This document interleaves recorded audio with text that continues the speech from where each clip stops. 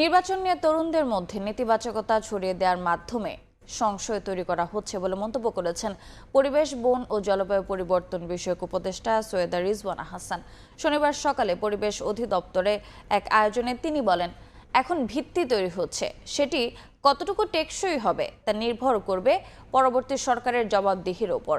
এবছর রাজধানীতে জলাবদ্ধতা কম হয়েছে দাবি করে 2024 সালে ঢাকা যতবার বায়ু দূষণের শীর্ষে গিয়েছে 2025-এ ততবার শীর্ষে যায়নি বলে দাবি করেন উপদেষ্টা। দেশের 8টি বিভাগীয় শহরে 8টি নদীকে দখল দূষণ মুক্ত করতে কাজ চলছে বলে জানান তিনি।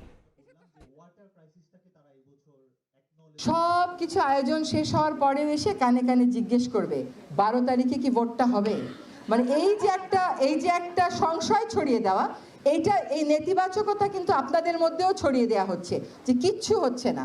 কথাটা ঠিক না, কিছু হচ্ছে, ভিত্তিটা হচ্ছে, এই ভিত্তির উপরেই বিল্ডিং বানানো হবে। এবার ঢাকা শহরে জলাবদ্ধতা অল্প হয়েছে, মারাত্মক জলাবদ্ধতা হয় নাই। 2024-এ বায়ু দূষণে ঢাকা যতবার শীর্ষে গেছে 2025-এ ঢাকা কিন্তু ততবার শীর্ষে যায় নাই।